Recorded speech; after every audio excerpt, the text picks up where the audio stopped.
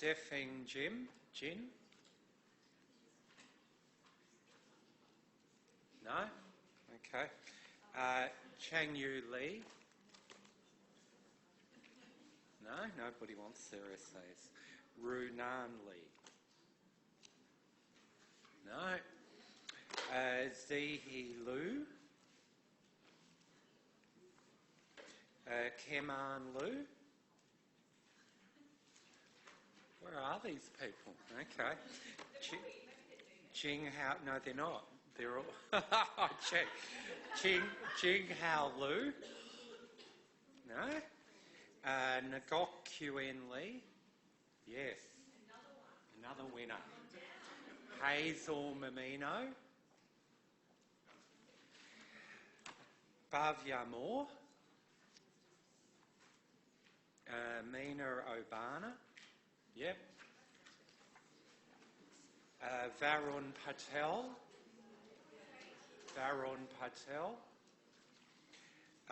Nurizni Salahuddin? Is that Nurizni? Yep. Nare Siao? Cheng Si?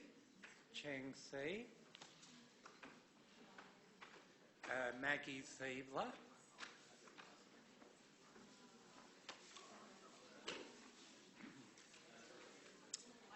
Aaron Tang? No.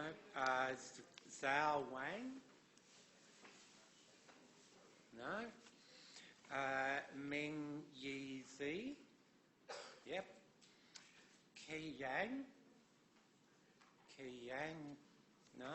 All right. There's a lot there that are going to go back into my office and just sit there.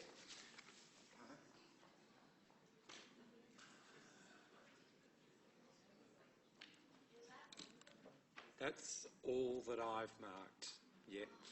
So just for your information, we have 6 different markers. Simone is one of the other 5. I've got 4 people from outside Monash, of whom I think about 2 or 3 of them are not in Melbourne, so they're gradually coming back. But I did try and allocate most of the on-campus students to either Simone or myself, so The golden child's already finished, practically.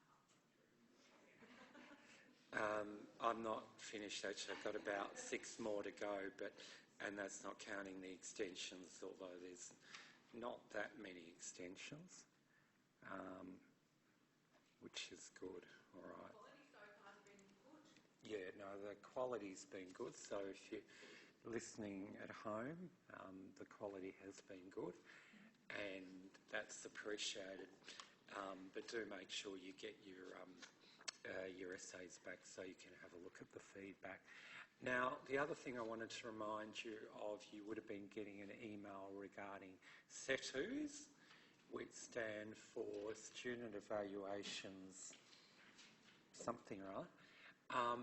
Anyway, that is your opportunity to evaluate the subject.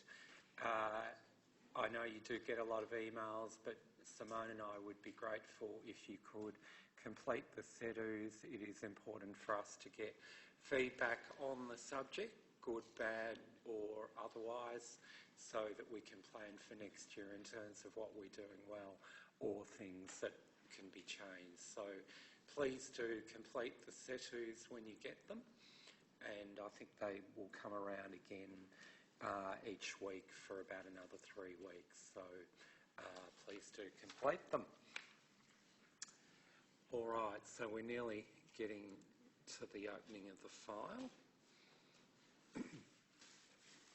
And while we're doing that, I'm trying to think if anything particularly exciting has been happening in the world of the Australian Welfare State in the last week. And of course, coming to work, I turned on ABC radio briefly because there was a very boring person on the sports station that I normally listen to.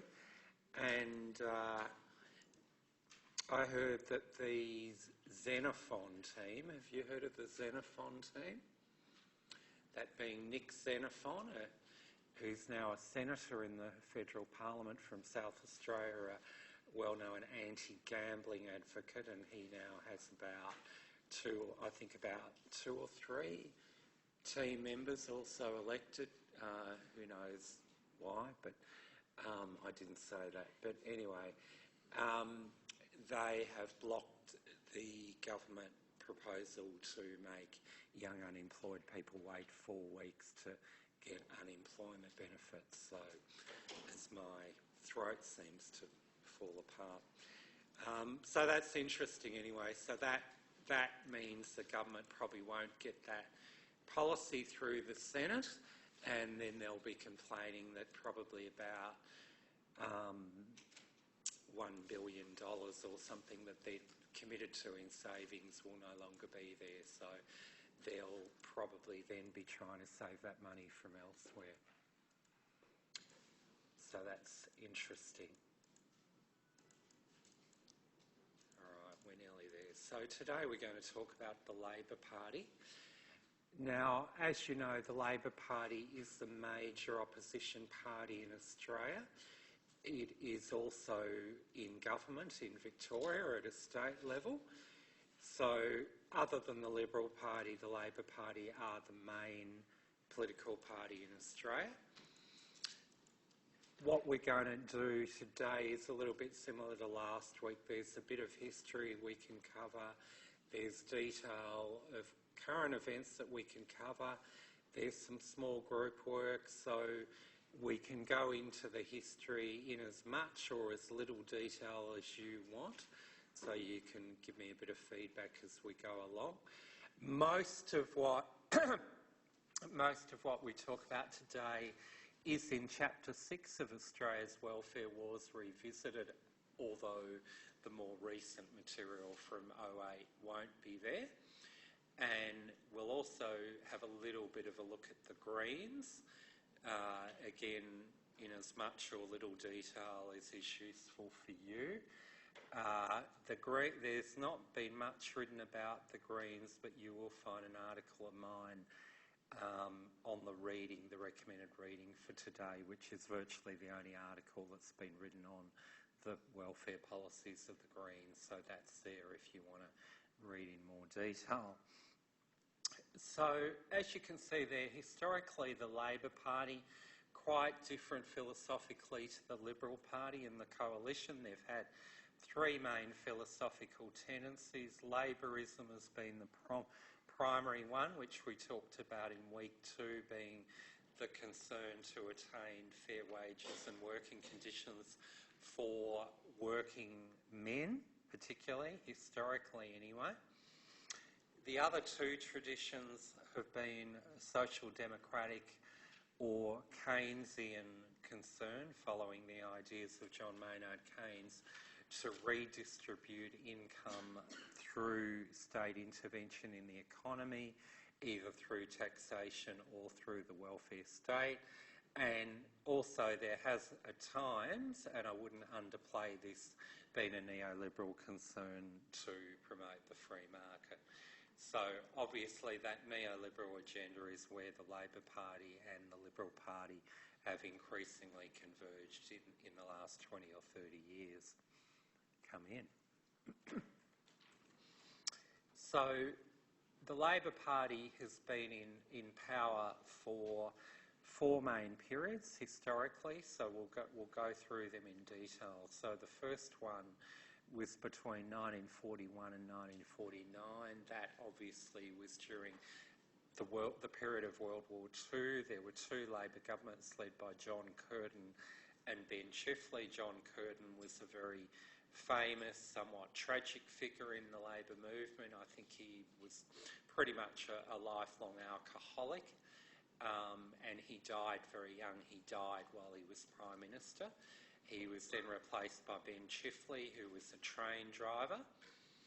And I say that because it's interesting that it would be virtually impossible for someone who is a train driver or a blue-collar worker to even get into Parliament today, let alone lead the Labor Party and become Prime Minister. So Ben Chifley was also a very much loved figure in the Labor movement. Now, their two governments were very much dominated by those Labourist and social democratic tendencies, and the idea really was that they wanted to integrate economic policy and social policy. Now, that was a very strong agenda, particularly during World War II, because there was a very strong belief after the Depression of the 30s, when there was very, very high unemployment and many workers who were supporters of the Labor Party lost their jobs and in some cases became homeless and destitute and the like. There was a very strong belief that government should intervene in the economy to promote full employment, and of course to ensure a fair wage as well for the working man. Where did welfare fit into that? Well, it was important, but in a minor way. So in 1945, the government issued what was called the White Paper on Full Employment, which was very much influenced by Keynesian philosophy. And the focus of that white paper was saying, well, we need a fully functioning labour market that will ensure full employment and good wages, but at the same time we need welfare there on the side as something to support, to provide a safety net for anyone that couldn't find employment. So it was the government of that period, the Labor governments of that period, that introduced unemployment benefits for the first time and sickness benefits for the first time, because until 1943 there was only the old age pension and what was then called the invalid pension, which later became the disability support pension. This is all history, it's all in chapter 6. So those two new benefits, the unemployment benefit and the sickness benefit, were seen as heralding, if you like, a new dramatic vision in the Australian welfare state. But again, I would emphasise that it was really seen as something that would only be supporting a small number of people. So in those days, given the focus on full employment in the 1940s and in fact till the early 70s, really did mean full employment for working men anyway, not for women. So if any men of working age wanted to secure full-time, ongoing employment, they generally could do so. The two groups that generally fell out of that category were people who had a drinking problem, an alcohol problem, not a drug problem in those days, even though in those days you could buy heroin at the chemist. Did you know that? That heroin only got banned in, I think, about the early 1960s.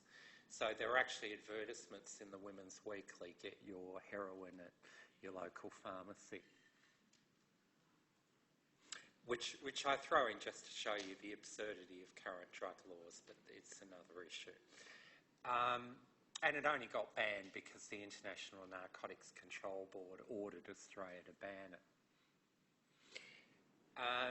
So there were people that were drinkers, and there were people that were what were called seasonal employees, who were people like shearers who sheared the wool of sheep, or people that picked fruit, particularly in Queensland, where the fruit only grew half the year.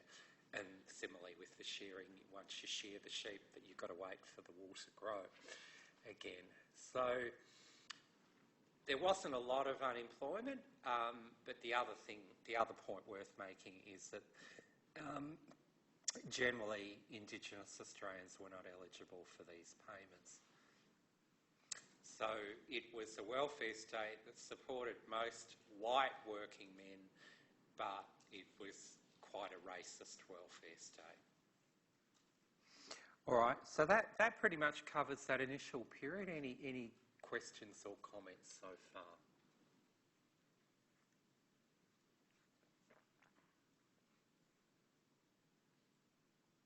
No? All right, everyone's happy with that. So there was then 23 years of Conservative governments, as you would know. That's all covered in Chapter 5 of Welfare Wars.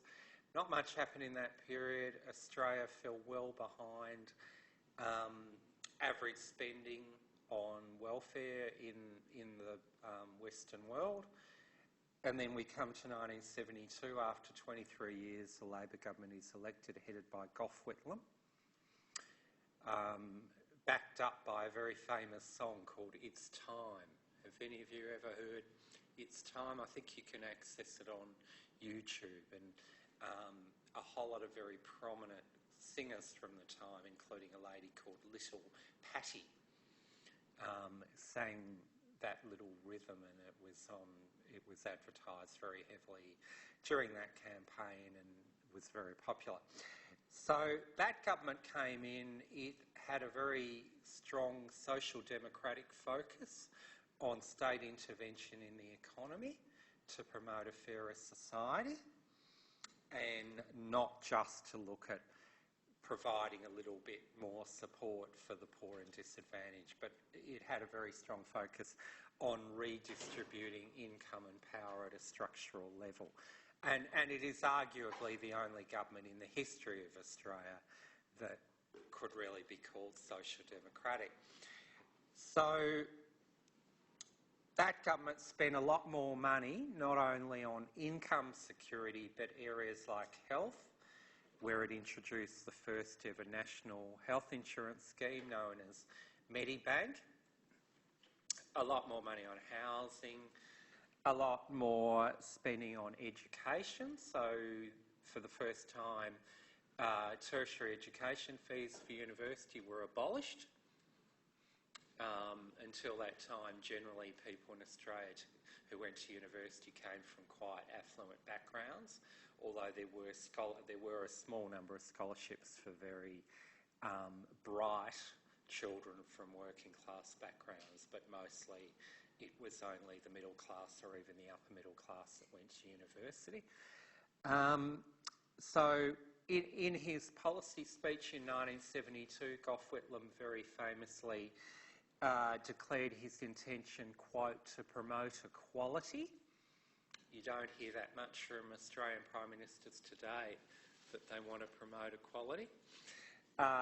To involve the people of Australia in the decision-making process, so a focus on participatory democracy, not just voting at the ballot box once every 3 years, and to liberate the talents and uplift the horizons of the Australian people, quote unquote. Again, much of this is in chapter 6, sorry. So for Whitlam, social welfare was a right available to every member of the community, not just charity for a stigmatised minority.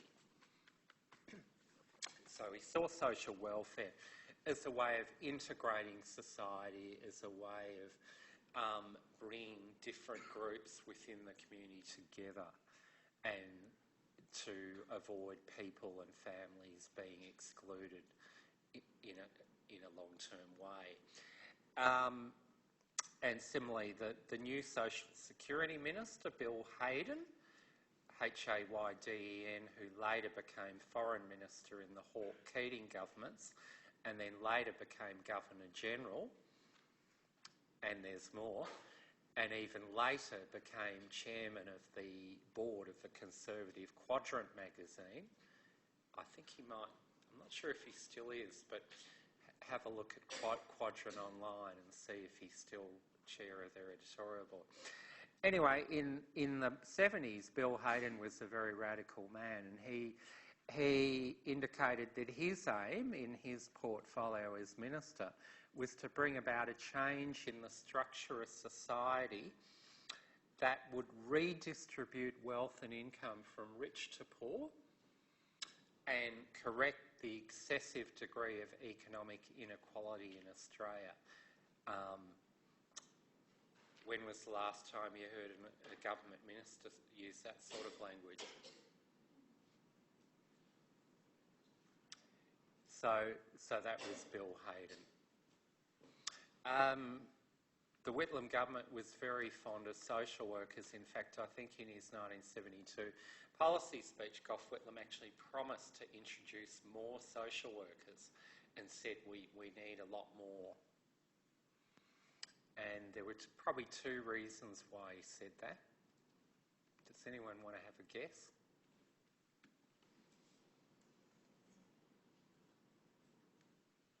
They're all scarred because we did an assignment on Medicare.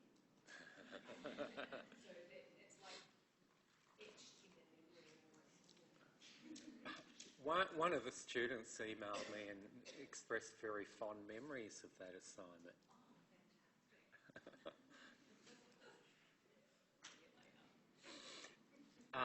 Well, one reason was very simply that Gough's wife, Maggie, was a social worker, and she clearly had informed him and guided him to a very positive view of social workers. The other reason, a very practical reason, was that because the government intended to massively expand social welfare services, they needed social workers. And at that time, social work was still quite a new profession in Australia. There were no other trained, paid workers in the welfare workforce. Most of the welfare workforce until the early 1970s consisted of two volunteer groups. One were women, mostly married women, who were of middle class trait, or whatever term you use, and the other were ministers of religion. And then there was probably a third group in government services who were unqualified bureaucrats. I say unqualified in the sense they didn't have a social work or social welfare degree. So I think there was only about 1,000, might have been 2,000 qualified social workers in the whole of Australia when the Whitlam government was elected. And it was only about a year or two after that that the government then began to develop with the universities other welfare degrees at university or further education level. So, of course, today the majority of welfare graduates in Australia are not social workers, they're welfare workers, youth workers, community workers, human services workers, and so on. Social work, to reassure you, is still seen as being at the top of the hierarchy, but that's a discussion maybe for another time. So, yeah, he said we need a lot more social workers. And interestingly, if I cough that out, maybe it will go away. The Australian Assistance Plan, a community development plan, which became one of the main hallmarks of the Whitlam government, was massively managed and run by social workers. Ironically, many of whom had no training at all in community development. So the government really prioritised, in terms of their employment strategy, hiring social workers to fill senior positions and on-the-ground positions, but particularly senior positions in the AAP. But there were not many social workers in Australia who had any serious training in community development, because until the early 1970s, Australian social work degrees mostly only looked at casework and counselling.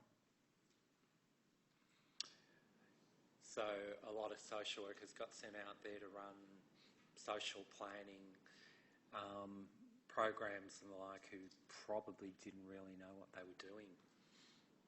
And a few of the evaluation reports that came out later suggested just that. So comments, questions on the Whitlam government, whether you like the It's Time jingle or... We should start a choir, and we should have had that as a group song. We haven't got choir of hard knocks. We could have the choir of Philip. I think the difficulty though would be distinguishing the different tones in the song to segregate the grades for quality of voice.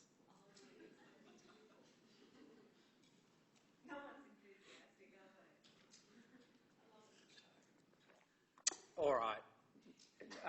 That's the Whitlam years. We then had another 8 years of Conservative government headed by Malcolm Fraser. Life is not meant to be easy, was his famous comment. That again is all in chapter 5. Then if we come back to chapter 6 of Welfare Wars, the Labor government's headed by Bob Hawke and Paul Keating from 1983 to 1996. So Bob Hawke, who was the former leader of the trade union movement, was Prime Minister from 83 to 92. And then Paul Keating, who basically went straight from school into Parliament.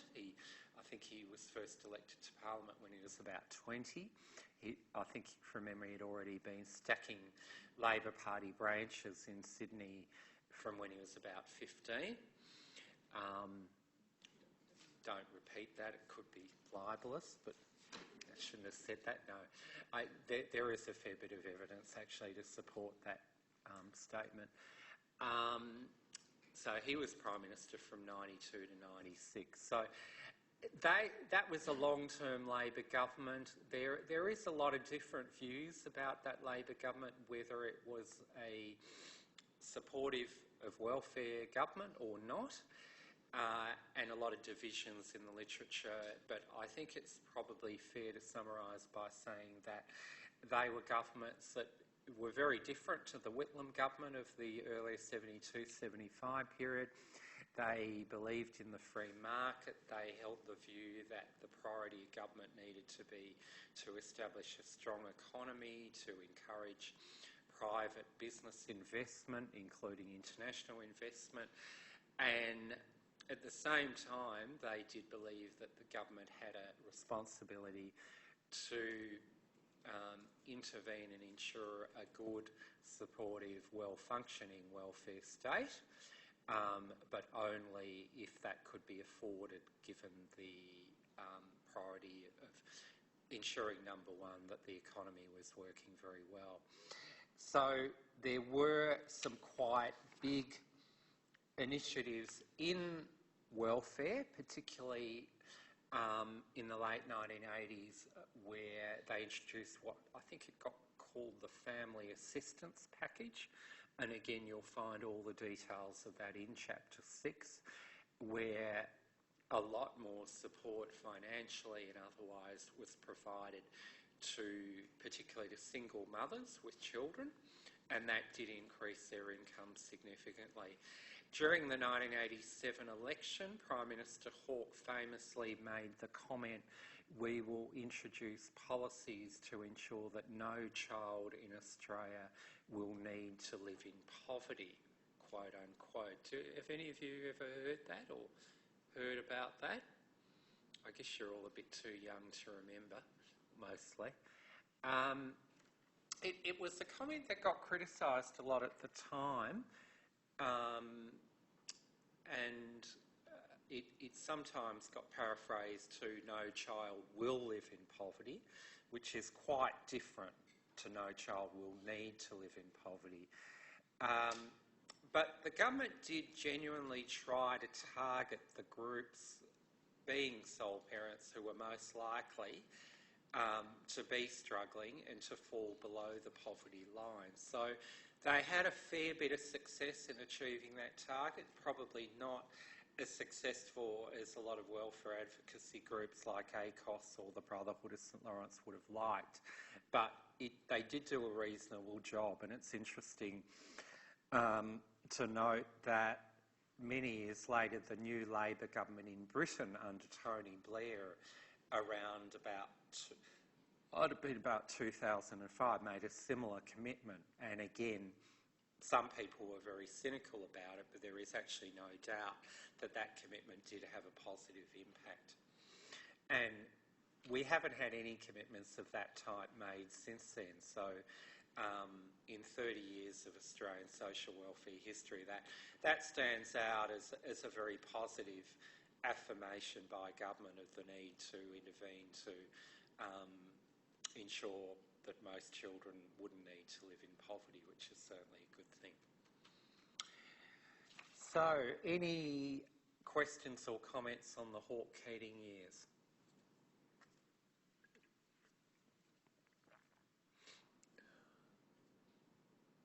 No? Okay. Well, Bob Hawke and Paul Keating are still very much alive and kicking, but Bob particularly is getting pretty old these days. All right, so we then, as you know, had Conservative governments for 11 years till 07, and then Labor were back in power from 07 to 13, and again then in opposition since that time for 3 more years. So that means they've only been in government for 6 out of the last 20 years, or 21 years, maybe to be completely accurate.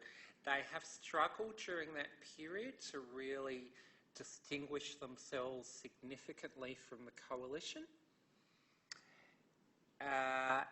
They definitely support the free market. There's no doubt that the Rudd and Gillard governments from 07 to 13 and the current Labor leadership under Bill Shorten are pretty similar to the Hawke-Keating governments. They believe in wealth creation. They believe in a strong economy. They do still talk about a fair distribution of wealth. They do talk about social justice concepts like fairness, equality and inclusion. They do understand that there are structural inequalities, so that distinguishes them from the Liberal Party. And they do believe that government has an obligation in some way to intervene to address social injustice caused by systems or structures. But I think they're less clear about what the causes of those inequalities are than, say, certainly the Whitlam government was in an earlier era. So they do talk, as well as structural barriers, they talk about individual barriers. And what that then leads to is very much a focus similar to the coalition on basically trying to move people from welfare to work. So a view that ideally anybody who's on income security of working age should be given every opportunity to find a job and secure full-time, secure ongoing employment anyway, because we increasingly do have a very casualised workforce. So Julia Gillard, as Prime Minister, interestingly, came from the left faction of the Labor Party, which historically has been regarded as holding strong social democratic or even socialist views. It's still called technically or formally the socialist left faction. But her views were quite anti-welfare, Julia Gillard, and she famously once contrasted what she called the dignity and independence of the working class with the dependency and exclusion of the welfare class. So in her view, being on welfare was something that was quite stigmatising and very, very much not something to be proud of. Jenny Macklin was her Minister for Human Services in her government. He's still the Shadow Minister now, Macklin. In fact, Jenny Macklin has, I think, either been Minister or Shadow Minister in the Parliamentary Labor Party for more than a decade, and she was even Deputy leader at one time. Might have actually been Deputy Prime Minister when Rudd was Prime Minister. I can't quite remember. Anyway, she's been a long-term significant figure in the Labor Party in this area, and she, similar to Gillard, very much tends to emphasise individual behaviour as much as unfair social structures as a cause of social disadvantage. And she has similarly made comments about how employment provides a life with meaning and direction in contrast to a life on welfare, which presumably has no meaning or direction.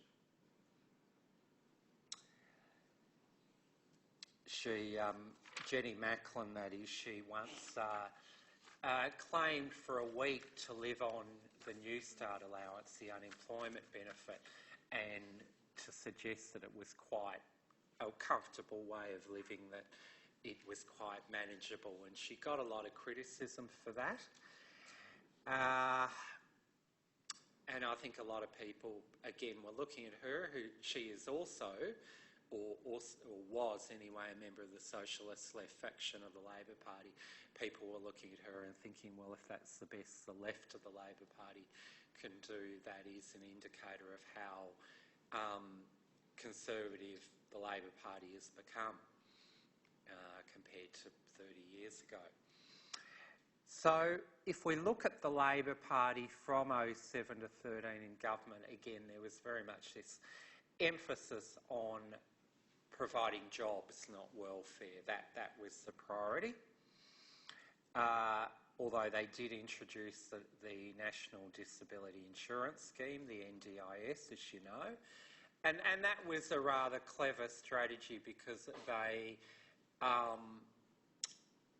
announced publicly that they intended to introduce the NDIS, and they pretty much manoeuvred the then coalition opposition headed by Tony Abbott into supporting the NDIS, knowing at the time that they as a government were not doing very well in the polls, and that it was quite likely by the time the NDIS started to be introduced on the ground and the big budget costs came in, that a coalition government would be in power and would have to pay for it.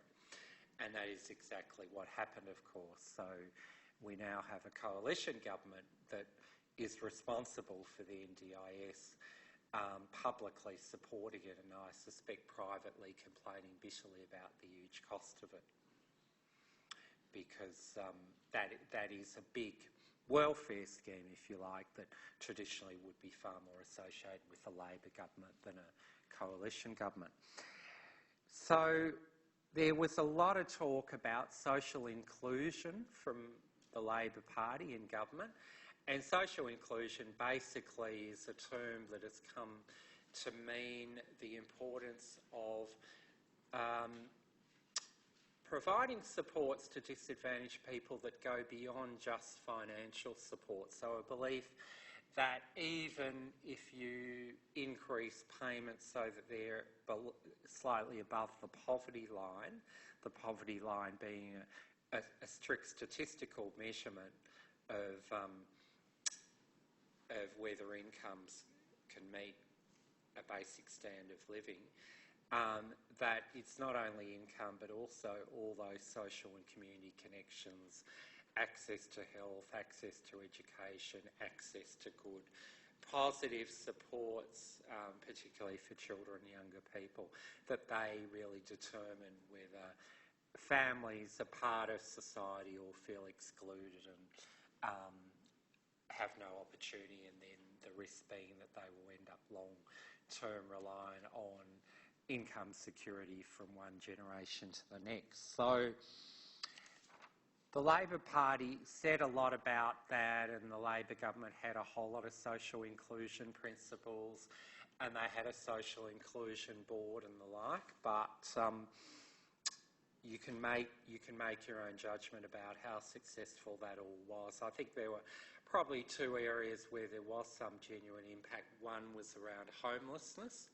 because the Labor government did promise to significantly reduce the rate of homelessness in Australia through the Road Home report. I think it was called that, Simone. Yes. Yeah. So that was a major initiative, which was something that really no other Australian government had done. And the other initiative was around reducing the gap between non-Indigenous and Indigenous Australians. So the coalition pretty much abandoned the homelessness target. They've done very little in that area, but they have continued the reducing the gap strategy, and there is an annual report on that which Malcolm Turnbull releases annually as Prime Minister.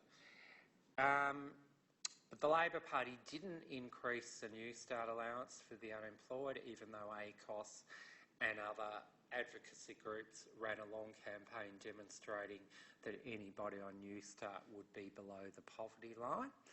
And not only would be below the poverty line, but it was actually acting as a barrier to people who were long-term unemployed seeking work, because they just did not have the resources to buy newspapers, to afford nice clothes for interviews, to use public transport to get to interviews and so on. So there were even business groups like the Business Council of Australia, KMPG, the big accounting firm, who agreed with ACOS and said, yes, we do need to increase New Start.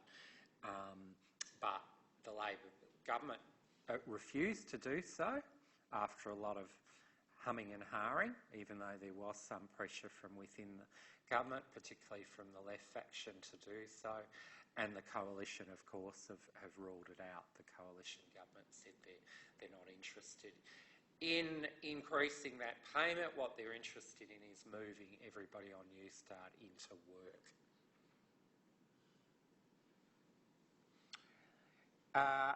Other major initiatives of the Labor Party that indicate the increasing commonality with the coalition was their support for the Northern Territory Emergency Intervention, which they did rename Stronger Futures in the Northern Territory, and also their support for compulsory income management schemes, welfare quarantining schemes. In fact, not only did the Labor government support the income management schemes that the coalition government had introduced in the Northern Territory, but they introduced a whole lot of new schemes called place-based income management in 5 parts of Australia, including the rural Victorian town of Shepparton. And Jenny Macklin, again as Minister, was a very strong supporter of income management, saying that it was necessary to ensure that life necessities such as food and clothing and rent were met in particular communities or families. The ALP were more positive in their attitude to non-government welfare organisations than the coalition.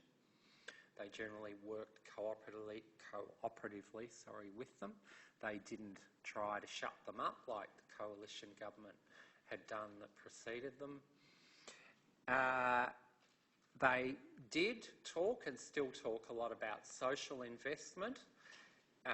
Social investment pretty much meaning the need to invest more broadly in support services for disadvantaged people, families and communities, so they'll have more opportunities in life, particularly around education and employment. But in my opinion, not a lot's happened in that area. So I think, to summarise, there is a lot of convergence, a lot of similarities between the coalition and the Labor Party.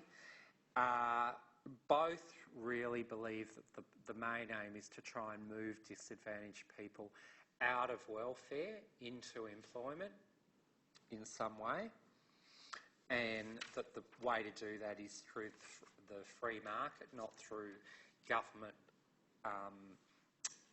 initiatives.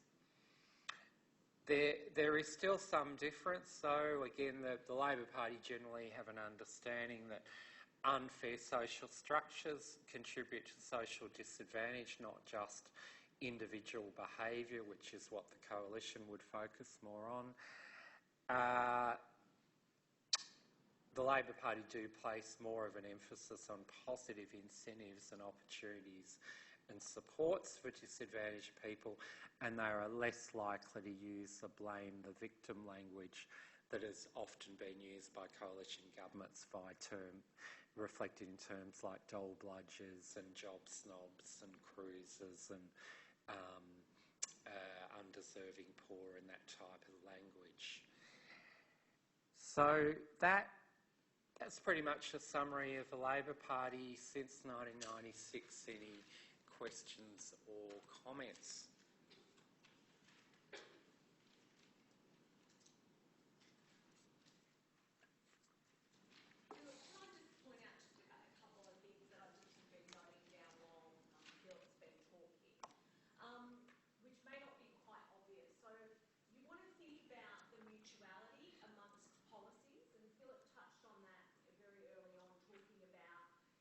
Let's just say, for example, the NDIS, and now that the government has to pay for that, where are they going to find the savings from? So typically we can see that it's New Start and young people that they'll try and perhaps shave or save money from, or single mothers. So any of those sort of groups that they see as undeserving. Okay, so when we're voting, I suppose, and when we're thinking about as social workers, it's not just one policy at a time. We have to think longer term around the mutuality between policies. So that was just something that really struck me when we started talking about what's happening in the welfare state at the moment. I think the other thing for your assignments is you really need to unpack a lot of the assumptions. So Julia Gillard, obviously from her point of view, there was a massive focus for her in that dignity of work. But there was a big assumption that if we educate people, she was very much also pushing that education agenda, that education would lead to better employment, would lead to a lifetime out of poverty.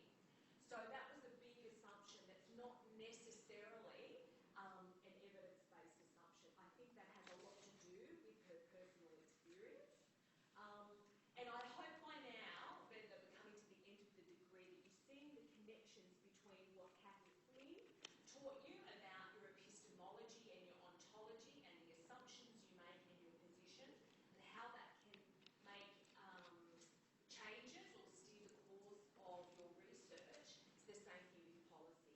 So we're starting to see the government position, social democratic, conservative, can drive the kinds of policies and assumptions that you make. So thinking about your own practice as social workers, that is why it's so important that you are reflecting on your own practice and your own position and your own values, and you're able to critically have a look at it in policies, which Philip's teaching you to do now, and also research. Do you see that big picture connection about why we bang on about trying to really unpack the assumptions of something? That it's really important, and that will come through in your essays, hopefully, that you've done that. And history matters. The history is important because sometimes it locks you into a position here that you can't get out of further down the track. Okay? And you all know what Simone means by epistemology and ontology? I'm not sure. I can see a few smiles. They're scarred from Kathy. I'm not sure whether the smiles mean they do or don't, but You do remember? You remember Kathy talking about your epistemology and the position of the researcher and the way in which you think about things and the nature of knowledge and how you gain knowledge. So, thinking about whether or not you're a social democrat or you have a conservative viewpoint, these are really important because it's going to determine how you assess a policy and what you might do in terms of advocating against a policy. We see that with the unions. You see the big, hoo-ha about the unions and investigating the unions. Obviously, that dignity in work and holding so strong to that wage earner state, very Labor Party. So those traditions and that history are really important. all right. Briefly, the Australian Greens pretty much identify the ground the Labor Party abandoned, if you like. So in some ways they sit in that social democratic territory that the Labor Party used to hold, and they are very supportive of the welfare state. They are the only political party in the parliament that consistently defend income security, that argue for greater rather than less spending on income security. Their spokesperson is Senator Rachel Seward. As you will see, she has her own website. She runs regular campaigns. So there's an example where the Greens are opposing the extension of income management by what is called Andrew Forrest's Healthy Welfare Card. There would be other campaigns. So the Greens have consistently supported an increase in New Start. They're active on the mandatory detention issue. They're active in a whole lot of areas. But she comments particularly on social welfare and also on child welfare, and the Greens have been campaigning for a target to reduce the number of Indigenous children being placed in child protection.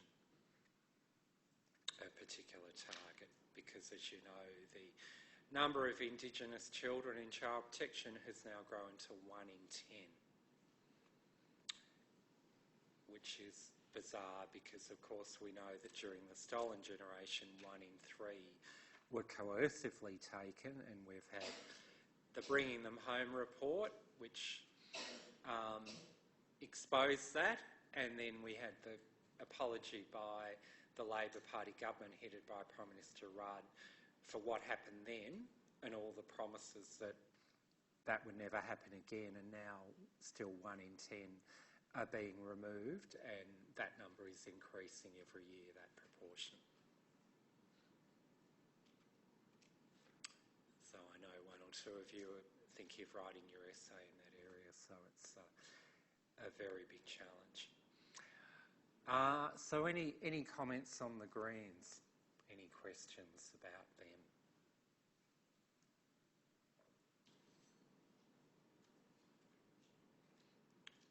No?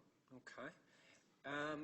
Well, we'll have about a 10-minute break, then we'll come back and do some small group work. And if I called out your essay earlier and you weren't here, but you want to check if it's here, come up and see me.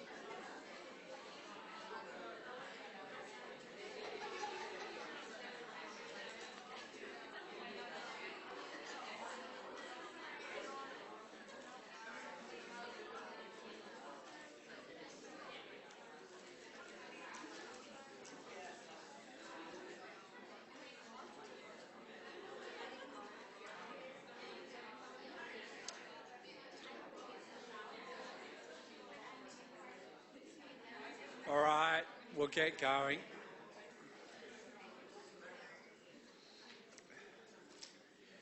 So we'll divide you up into groups of approximately 5. The small group work is similar to previous weeks, where we get you to read a citation and try and work out the ideological tendency or tendencies in that.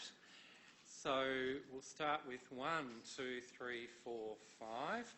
If you could have a look at Ben Chifley. Then the gentleman next to you, JJ, 1, 2, 3, 4, 5. If you could have a look at Ben Chifley, 1949. Don't forget to appoint a spokesperson, by the way, for each group. Then that lady there, yep, no, second back row, 1. The lady behind you, 2, 3, 4, 5, ending with the gentleman with glasses. If you could have a look at Bill Hayden, starting with the lady with the laptop in the white T-shirt, second back row, yes you. 1, 2, 3, 4. I think those two are in the other group. So, yeah, and then 5 on the left there. If you could have a look at ALP 1991. Then the gentleman with the beard, 1, 2, 3, 4, 5. Paul Keating and Brian Howell. Then 1, 2, 3, 4, 5. Lindsay Tanner. Then 1, 2, 3, 4, 5. Wayne Swan. Then 1, 2, 3, 4, 5. Kevin Rudd. And then we've got 5 outliers plus 6. Your number 6 walking in. 1, 2, 3, 4, 5, 6. You can choose any of them that you want. So I'll give you about 20 minutes.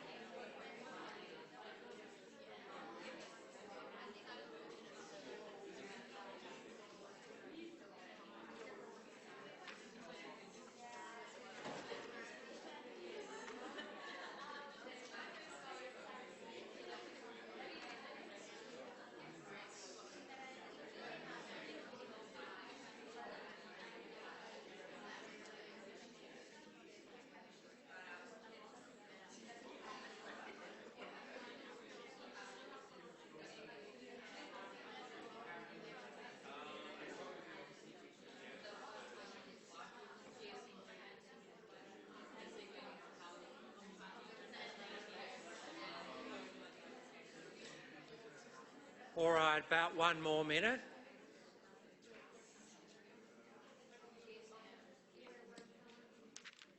Maybe half a minute.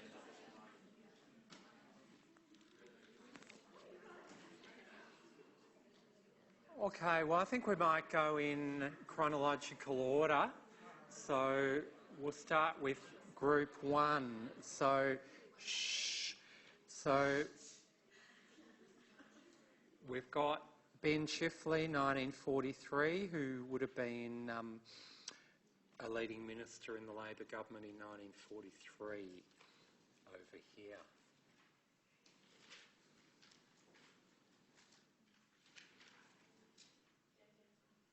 JJ's going to be the spokesperson, is he? I think here he's giving a relationship in between comprehensive social security and full employment, where the first part of the sentence gives the socio-democratic idea, whereas the latter gives a neoliberal viewpoint. Okay.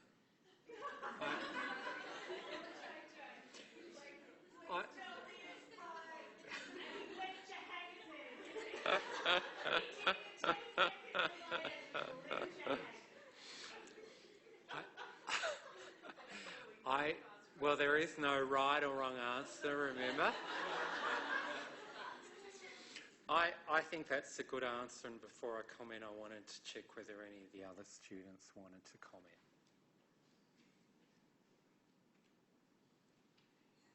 No? No one wants to jump in and swim or sink? We're all hacking on your every word. Well, please don't. Right? Is it wrong? Well, I think that is pretty spot on, although I'd probably add that I think labourism is an important component there, because the full employment bit is also very linked to labourism. So, but at that particular point in time, the social democratic and Keynesian concern or emphasis was on full employment. So I think all three would fall in there. And I think the point about neoliberal keeping costs to a minimum is an important one, because probably a lot of commentators would not identify neoliberalism at all with that government. So well done. What's the connection there, Philip, between the purchasing power and full employment? Is he talking about industry there? Do you think referring to industry, so that when we've got full employment, there's more exports and imports? Look, I think he's talking about the purchasing power of workers who are earning wages, then spending money on goods and services. And, you know, that would fall in with Keynesian philosophy around how you have a functioning economy, everyone's employed, they're getting a fair wage, they're demanding goods and services, industries are prospering because there's demand for their product and so on. And would that be similar to when Kevin Rudd did that stimulus package, so that to give more income than they spend, right? Yeah, exactly. So, I mean, Rudd's belief in 2008 would have been because of the global financial crisis, that if the government didn't stimulate the economy, that demand would decline and we would end up in recession, unemployment would jump, taxation revenue would decline, and overall we'd be worse off. All right. So group 2, Ben Chifley, 1949.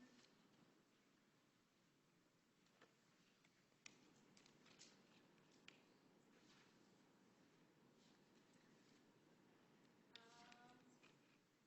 main idea of this paragraph is talking about, encouraging people to be employed and kind of self-help them, and they also try to give incentives to the people who are willing to work, and try to move people on the minimum, like basic security level payment, to people to find a job and be employed.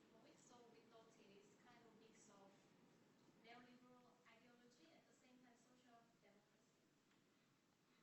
Yeah, I think that's a pretty fair argument, and it is a quote, I guess, that contains some different points of view in the different sentences. So beginning by talking about a minimum level, a minimum safety net for everybody, which is a key component of social democratic belief, and then, but yeah, we don't want to eliminate their incentive to go to work, which is more neoliberal inclined.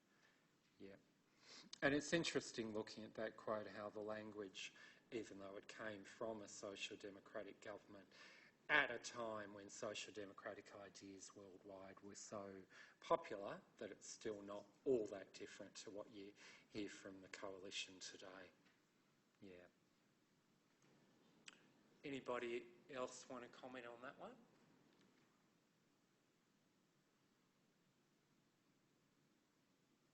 No? Okay, we'll keep going. So we'll move on to Bill Hayden, Minister for Social Security in the Labor Party government in 1974. That would be, I think, the group up the back there. We guess that would be pseudo democracies, because from what he says, he advocates redistributions of wealth from the rich to poor. So that is like one of the characteristics of social democracy, which is equal redistributions. So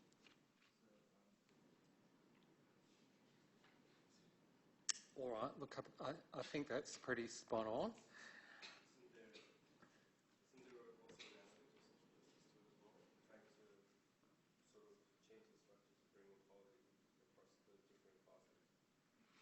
Yep, definitely social justice, which I mean generally is pretty much identical with social democracy, yeah. I mean, some people would read that statement and think there's even slightly a bit of Marxism in it there, but Bill Hayden at the time would have called himself a democratic socialist. Any other comments on that one?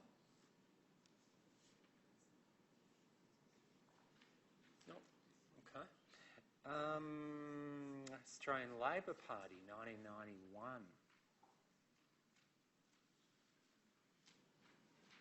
We felt that the ideology was social democratic, given the emphasis, like his emphasis on social justice and a fairer society. And he states that it includes democratic socialism.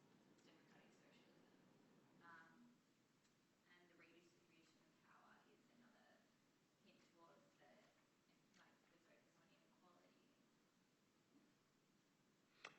Yep, look, fair enough. I'm trying to remember. Actually, I don't know who wrote that policy platform. It probably would have been released under the then Prime Minister Bob Hawke.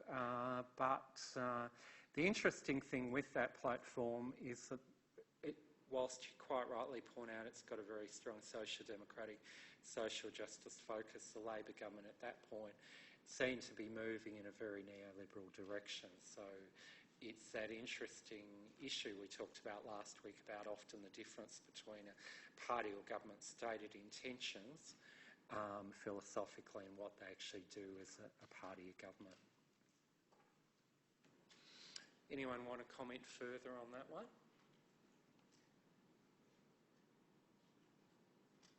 No? Okay. So moving on to Paul Keating, who was the then Prime Minister, and Brian Howe, the then Deputy Prime Minister. We come towards social justice, which clearly it says in the statement, because they talk about equitable redistribution and things, fair and equal access, but we got the impression they were saying society should change, but it's not necessarily our responsibility as government. So, and then there wasn't much structural thing in there necessarily.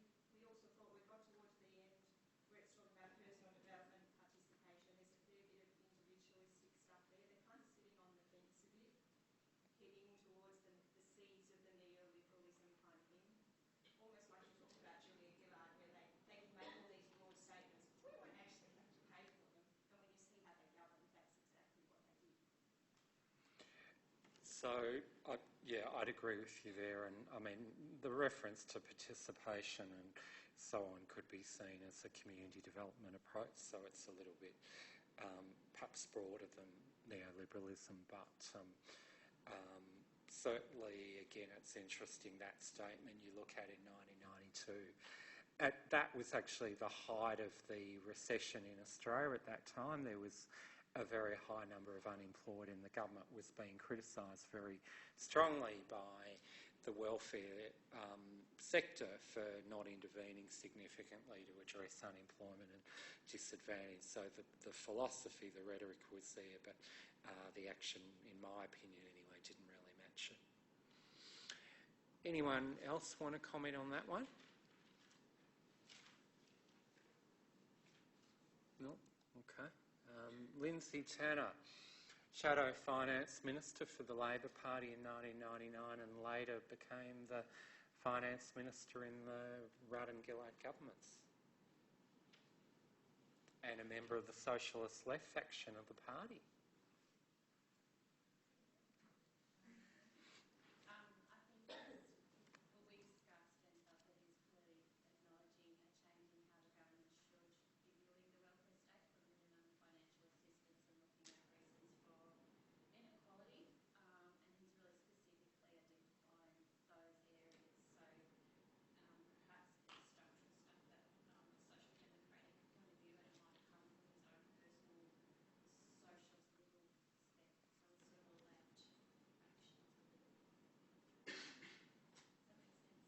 Sorry, left faction of the... But he's Labor Party, yeah. Okay. Lindsay Tanner was an interesting personality. He's now retired from Parliament. He's president of the Essendon Football Club, for any of you who follow AFL. He was a member of the left faction of the party, but he had clearly moved by that point to a position, I guess, fairly similar to Julia Gillard that we were talking about earlier. And what he's saying there is he's using terms like the culture of poverty that were historically associated with the neoliberal view, basically saying, well, poor people are poor because the culture of people that are poor leads them to do things that keep them poor. So it's a sort of attributing poverty to individual behaviour, not to structures. Intergenerational welfare being transmitted from parents to children. Antisocial behaviour, again, very much a neoliberal term or argument. So, and that issue about the legitimacy of the welfare state, questioning it, which again is something you'd more typically hear from neoliberals. So I think that was reflective of his change of belief, and it was a statement that to me could easily have been made by someone in the Liberal Party or certainly a neoliberal. Anyone else want to comment on that one? No? Okay. Wayne Swan, who was Shadow Treasurer at that point, later became Treasurer in the Rudd-and-Gillard governments.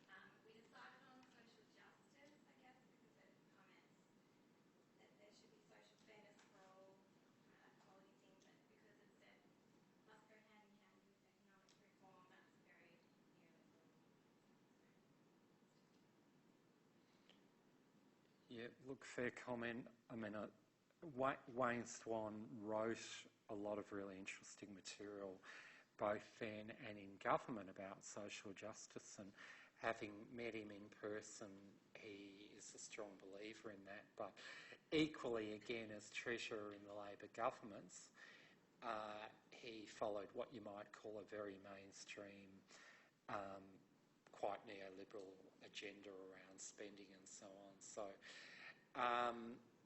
there is, again, that tension between philosophy and actual practice, a tension between intentions and action. Any other comments on Wayne Swan?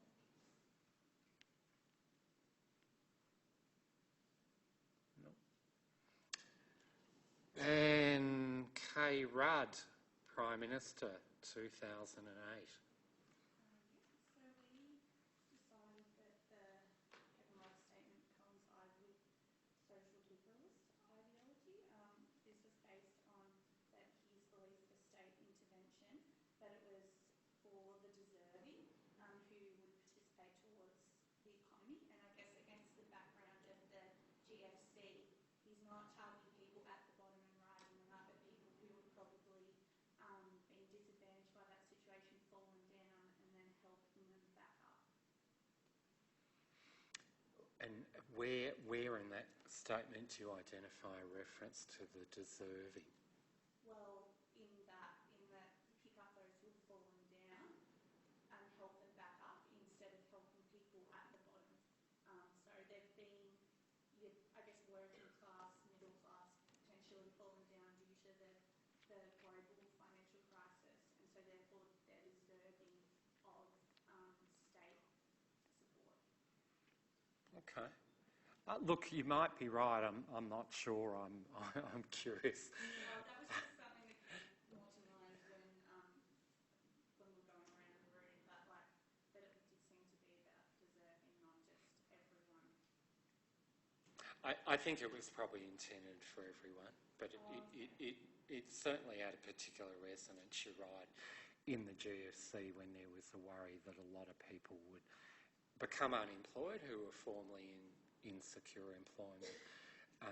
But I think we could probably interpret it as a general comment about people that are disadvantaged. And I agree with you making a point. The state, whether you call it a social liberal or social democratic argument, has a responsibility to support them and not leave it to a private charity. Yeah. Any other comments on that one? How did you find it? Comment without any swearing. I think in public life generally he was very polite and had his diplomat's hat on, but privately we know he could let fly. And what did the other group look at, the one that had the choice? And did you come up with anything different to the other group? No, you're a copycat? Okay. All right, so that's pretty much the Labor Party. Any broader questions or comments on the Labor Party?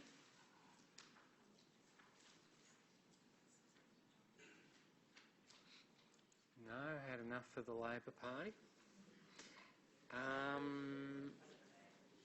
So I think next week we've got the guest lecturer, just double check.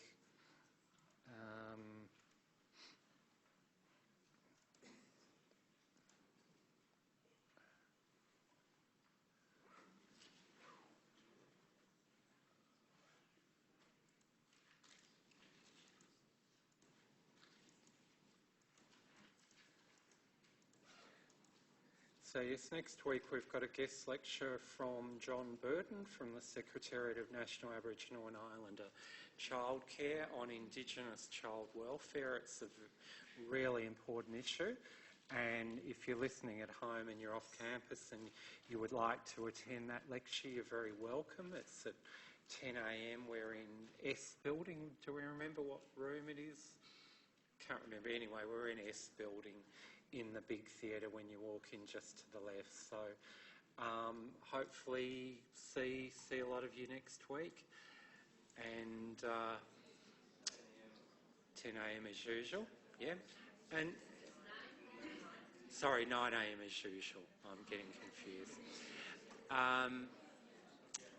And everyone's given their essay in, unless you've asked for special consideration, haven't you? Yeah. So we're gradually getting through them, as I said at the beginning, we've got 6 different markers, so they should gradually filter back within the next week. The other markers doing online for bullying or hard copy? It's a mixture.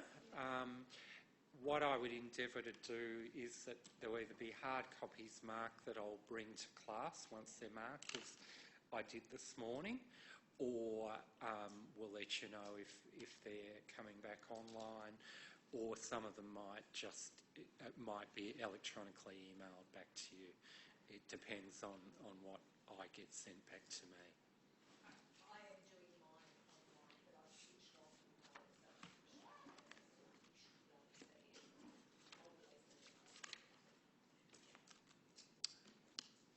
All right, so we'll see you next week.